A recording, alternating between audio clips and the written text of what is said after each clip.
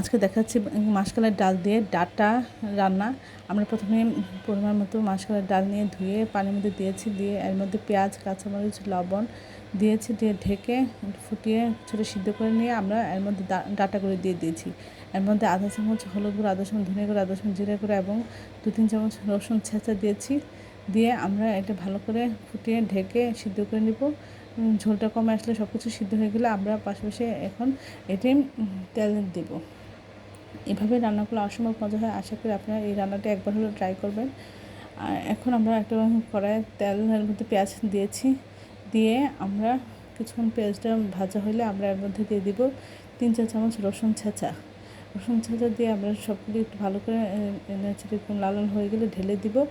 দিয়ে সব কিছু একসাথে মিশিয়ে আমরা একটু কিছুক্ষণ জাল করে তারপরে সব কিছু ঠিক থাকলে আমরা নামিয়ে পরিবেশন করব।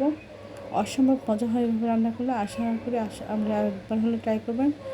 আমার চ্যানেলে সব রকম রান্নার ভিডিও আছে, আশা করি চ্যানেলটা ঘুরে আসবেন। আর আমার চ্যানেলটি লাইক এবং শেয়ার দেবেন, সাবস্ক্রাইব করবেন, প্রিয়জনকে বেশি বেশি করে শেয়ার দেবেন।